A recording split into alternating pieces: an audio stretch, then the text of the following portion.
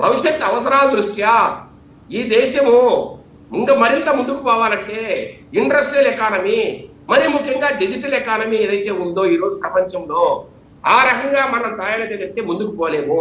కాబట్టి సార్ భోగాపురం విమానాశ్రయం సరే ఫైనల్ గా సార్ మరి ఆ గ్రంథి మల్లికార్జునరావు గారితో ఏం మాట్లాడుకున్నారో నాకు తెలియదు, ఏమేమి డీల్స్ అయ్యా నాకు తెలియదు.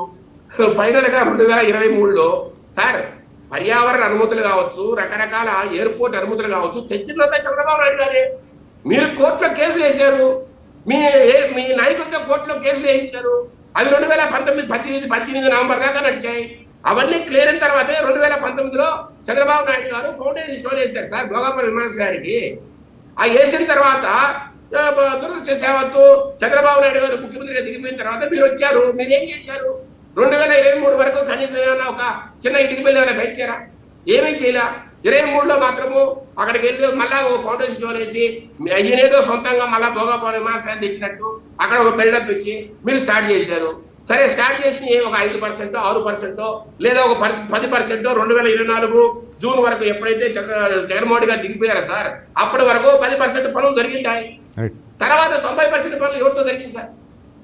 సార్ మేమేమి పూర్తిగా క్రెడిట్ మాకే ఇవ్వండి, తెలుగుదేశం పార్టీకి 100% క్రెడిట్ రావాలి మేము అనట్లేదు సార్. ఎక్కడ కూడా ఈ ప్రాజెక్టుగా సార్ ఏ ప్రాజెక్టు కూడా ప్రతిదీ కూడా మాకే క్రెడిట్ ఇవ్వండి, మేమే ఛాంపియన్స్ అని మేము ఎక్కడ అనట్లా సార్. ఒక గవర్నమెంట్ ఏదైనా ఒక మంచి పని చేస్తే దానికి ముందర వచ్చే గవర్నమెంట్స్ ఏదైనా సరే అవి ముందుకు తీసుకెళ్లాల్సిందే. ఈరోజు సార్ హైదరాబాద్ ఇంత అభివృద్ధి చెందిందంటే దానికి కారణం మొట్టమొదటిగా చంద్రబాబు నాయుడు గారు అయితే, తర్వాత వచ్చిన రాజశేఖర రెడ్డి గారు కావచ్చు, లేకపోతే కేసీఆర్ గారు కావచ్చు, ఈ రోజు ఉన్న రేవంత్ రెడ్డి గారు కావచ్చు కూడా ముందుకు తీసుకెళ్తున్నారు. ఇక్కడ సార్ ఎవరైతే దాన్ని ఫౌండేషన్ వేశారో, ఎవరైతే దాన్ని ముందర ఒక మనస్ఫూర్తిలాగా దానికోసం పరితపించారో వాళ్ళకు కొంత క్రెడిట్ ఇవ్వడం తప్పదు. నేను అంటున్నాను సార్ భోగాపురం విమానాశ్రయం విషయంలో చంద్రబాబు నాయుడు గారికి ఖచ్చితంగా క్రెడిట్ ఇవ్వాలి సార్. ఎందుకంటే ఆయన లేకపోయింటే అసలు ఆ విమానాశ్రయం మాటే లేదు, ఊసే లేదు. కానీ అట్లాగే ఈ గూగుల్ డేటా సెంటర్ కూడా మీరు అంటున్నారు, ఇప్పుడు లక్ష్మణరావు గారు అంటున్నారు అదాని సెంటర్ రూపంలో మేము ముందే మాట్లాడామని. మరి ముందే మాట్లాడితే ఎందుకు పెట్టాలి సార్? ఇప్పుడు మీకు 5 సంవత్సరాల టైం ఉంది, అదాని మీకు అత్యంత సన్నిహితుడు, మరి అయినప్పుడు ఆయనతో డేటా సెంటర్ మీరు ఎందుకు కట్టలేదు సార్? 3 సంవత్సరాల్లో ఏ డేటా సెంటర్ అయినా కట్టచ్చు. ఈ రోజు 2026 ఏప్రిల్లో మీరు మనం ఫౌండేషన్ వేస్తూ ఉంటే 2028కి ఖచ్చితంగా ఇది అయిపోతుందని మాట్లాడుతున్నారు. మరి మీరు 2020లో 21లో వేసింది 24 అయిపోయింది కదా సార్. మీ స్నేహితుడైన అదాని గారు ఎందుకు ఆ పని చేయించలేకపోయారు మీరు?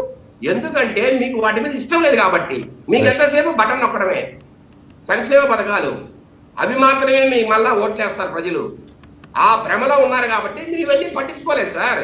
సార్ పట్టించుకునే పరిస్థితి ఉంటే చాలా ప్రాజెక్టులు ఎప్పుడో మనకు రాష్ట్రానికి రావాల్సినవి. సరే అసలు అమర్ రాజా బ్యాటరీస్ తరిమేసింది ఒకసారి రాష్ట్రాన్ని నుంచి. రకరకాల కంపెనీలు సార్ ఏదైతే ఈరోజు కొన్ని జాకీ కంపెనీ అంటారు, రకరకాల IT Franklin Templeton IT company, అట్లాగే హెచ్ఎస్బిసి, ఇట్లా రకరకాల కంపెనీలు 14 కంపెనీలు సార్. వీళ్ళు సరిగా ల్యాండ్ ఇవ్వక, సరిగా పట్టించుకోక సంవత్సరాల తరబడి వెయిట్ చేసి వాళ్ళు వెళ్ళిపోయారు సార్. ఎవరు పట్టించుకోకపోతే మళ్ళీ ఆయన ఐటీ మినిస్టర్ అమర్నాథ్ గారు ఆ రోజుల్లో ఐటీ మినిస్టర్ మాట్లాడతారు, గుడ్డు ముందా కోడి ముందా అంటాడు. అసలు ఏం అర్థమయ్యే విషయమే కాదు. జగన్మోహన్ గారికి మంచి ఐటీ మినిస్టర్ పెట్టి కూడా పెట్టడానికి కూడా చేత కాకపోతే మనం ఏం మాట్లాడగలమండి? ఇట్లాంటి పరిస్థితుల్లో ఈ రోజు ఒక అద్భుతమైన ఐటీ మినిస్టర్ మనకు ఉండి ఈ రోజు దేశమంతా తిరిగి సార్ ఇప్పుడు ది వీక్ మ్యాగజైన్ ఏం చెప్పింది సార్? దేశంలోకి 2025లో వచ్చిన పెట్టుబడుల్లో 25% కేవలం ఆంధ్ర రాష్ట్రానికి వచ్చాయనేది వాస్తవం కదా సార్? సరే అవి పెట్టుబడుల ప్రపోజల్స్ మాత్రమే, ఆ ప్రతిపాదనలు మాత్రమే. వాటిని ఈ రోజు మీకు కార్యరూపం దాల్చుతున్నారు. ఏ పెట్టుబడుల ప్రపోజల్సే కదా, అవి యాక్చువల్స్ కాదు కదా అని మాట్లాడారు ఐటీ వైసీపీ వారు. ఈ రోజు ఆ పెట్టుబడుల ప్రతిపాదనలనే వాస్తవ రూపం దాల్చుతున్నారు. ఈ రోజు సార్ గూగుల్ డేటా సెంటర్ 1,40,000 కోట్లు దాకా, అంటే 1,00,000 నుంచి 1,40,000 కోట్ల మధ్యలో చెప్తున్నారు సార్. ఇప్పుడు లక్ష్మణరావు గారు ఏమంటారు, దాంట్లో జాబ్స్ రావండి అంటారు. సార్ నేను చదివిన ప్రకారము ప్రతి సంవత్సరము 1,20,000 జాబ్స్ అక్కడ క్రియేట్ అవుతాయి.